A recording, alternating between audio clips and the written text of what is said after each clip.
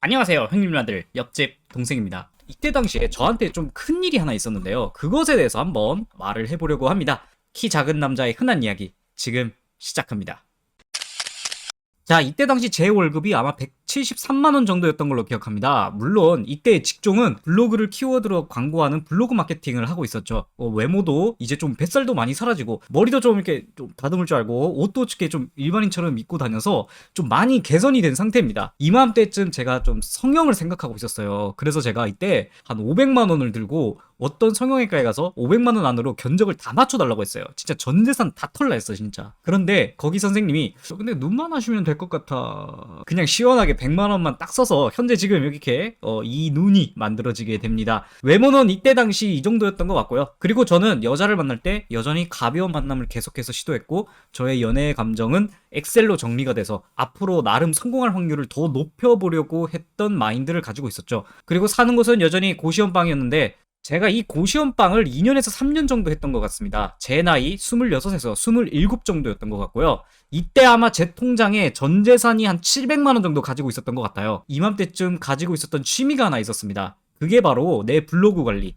이때 직업이 블로그 마케터여서 전 어떻게 해야 블로그가 크는지 어느 정도 알고 있었어요. 매번 게임에 대한 글을 엄청 많이 썼어요. 그런데 이 글만 쓰다 보니까 이것들을 영상으로 만들어 보면 어떨까 하는 생각에 전 영상 편집에 손을 대기 시작합니다. 이 결정이 지금 여러분이 보시는 옆집 동생의 직업이 됩니다. 어디 가서 영상 하는 방법 배우고 안 그랬고요. 그 유튜브에 그 비디오 클래스라는 채널을 보면서 내가 만들고 싶은 영상의 효과를 찾아서 거의 100% 독학을 했습니다. 하다 보니 재미가 있으니 계속 연구하고 만들게 되고, 하다 보니까 블로그에 영상이 계속 쌓였죠. 자, 이 블로그를 통해 저는 정말 우연히 이 영상 제작을 할 수 있는 회사에 들어갑니다. 월급도 단숨에 173에서 190으로 점핑이 됩니다. 27에 이 정도 버는 게 뭐 잘 버는 건 아니겠지만, 제 입장에서 봤을 땐 이 푼돈 20만원이 늘었다는 건 엄청난 삶의 질이 늘어난 거거든요. 그래서 문득 생각이 들었죠. 아, 이제는 고시원을 벗어나도 되지 않을까. 그래서 원룸을 구하기 위해 좀 돌아다니기 시작합니다. 근데 제가 전에 다녔던 직장이 비트코인 관련 사업을 하는 회사였는데, 그래서 비트코인을 볼 기회가 많았어요. 이때 비트코인이 1400에서 600을 내리꽂을 때였어. 이제 비트코인 망한다 이런 말들이 막 나돌고 있었어. 근데 이때 난 돈이 모여서 비트코인을 넣어서 고시원 생활을 더 할지, 아니면 원룸을 구해서 이사를 가든지, 이거에 대해서 좀 고민을 살짝 했었어. 결국 제 선택은 원룸 보증금 500에 월 35만원의 월세집으로 이사를 가게 됩니다. 비트코인이 지금 4천만원이 넘을지 몰랐어. 알았으면 그때 비트코인에 넣었겠지 내가. 자, 아무튼 이렇게 해서 진짜 홀로 부산에서 고시원방 찐따 모쏠로 시작해서 원룸에 사는 흔한 남자로 업그레이드가 거의 완벽하게 된 상태로 오게 됩니다. 그리고 이직한 회사에서 정말 여러 가지 것들을 만들게 됩니다. 이때 당시 들어갔던 회사가 내가 그냥 뭔 일을 해도 그냥 웬만하면 다 하게 해줬거든. 이때부터 영상에 대한 촬영 기획을 독학으로 하면서 여러 컨텐츠를 만들 수 있는 기반을 만들기 시작했어요. 물론 지금 보면 좀 허접하긴 해. 이때 제가 이 회사에서 이런 것들을 다 해봤기 때문에 지금의 영상 보는 눈이나 전문적으로 하시는 분과 말이 통할 수 있게 되는, 어떻게 보면 저에게 커리어의 유년 시절이라고 보면 될 것 같아요. 여기서 또 제가 드리고 싶은 말이 있어요. 제 채널에 아니 제 적성에 맞는 일을 어떻게 찾아야 할까요? 라는 질문이 생각보다 많이 들어와요. 제가 이렇게 겪어와서 제 직업을 찾았기 때문에 전 그냥 무조건 일단 많이 하라고 하거든요. 이게 딱 지금 이 케이스죠. 전 블로그에 취미가 있었고 영상으로 만들어볼까 하는 호기심에 영상이라는 결과물을 진짜로 만들어내서 그걸 직업으로 가지는 시초가 되었습니다. 많이 보고 많이 하고 많이 결과물을 내는 게 본인의 적성에 찾는 빠른 지름길이라고 저는 말씀드리고 싶어요. 그리고 이맘때쯤에는 처음으로 웨이트 트레이닝을 배워야겠다는 생각을 합니다. 아니 근데 대체 왜 갑자기 근육을 만들고 싶어 했나요? 제가 이때 당시 어떤 여성분과 교제를 하다가 까였어요.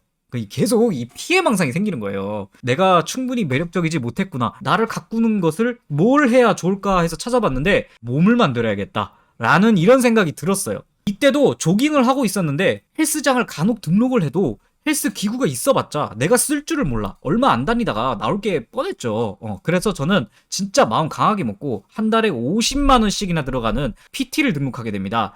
한 4개월 정도 했고요. 이때는 제가 저금하기 힘들었죠. 그래서 일종의 제 미래의 외모에 투자를 한다고 생각했어요. 그 결과 저는 헬스장에 가서 어떠한 기구라도 사용할 수 있는 지능이 생겼고 운동하는 습관을 가지게 돼서 현재 이런 몸이라도 가지게 되었어요. 운동이라는 게 몇 달, 1년, 2년 해보니까 육체적인 것 말고도 정신적으로도 도움을 많이 주는 것 같아요. 예를 들면 저는 친구도 없고 가족도 없고 거의 없는 상태로 혼자 계속 사니 정말 많이 우울했어. 진짜 너무 엄청 우울했어. 그래서 여자에 미쳐 있었고 만나보려고 별의 별짓을 다 한 거죠. 그런데 이 운동을 하니까 이 우울감이 많이 좀 눌러지는 게 느껴졌어요. 운동을 한 자체로도 난 그래도 어제보단 나은 삶을 살고 있다라는 느낌이 드는 거죠. 여담으로 내가 막 우울해. 근데 거울에 내 모습이 근육이 좀 있는 것 같으면서 살짝 몸이 좋으면 기분이 좋으면서 우울감이 잠깐 잊혀지는 그런 효과도 있어요. 그래서 저도 지금까지 계속 꾸준히 운동을 하고 있고 전 늘 사는 데 있어 반드시 챙겨가야 할 것이 운동이라고 말씀을 드리고 있죠. 자, 아무튼 이런 과정을 거치고 나서 혼자서 독립력이 증가했을 무렵 저기 저 멀리서 저를 되게 환하게 미소를 지어주는 어떤 여자를 만나게 됩니다. 이분을 만나면서 현재 여러분이 보는 옆집 동생의 성격, 즉 인격이 만들어졌다고 보면 될 것 같아요. 이 여성이 도대체 나한테 무슨 짓을 했냐면 이것은 키장남 면대기 다음 편에서 이어가도록 하겠습니다. 오늘도 긴 영상 시청해주셔서 너무 감사합니다. 이상 옆집 동생이었습니다.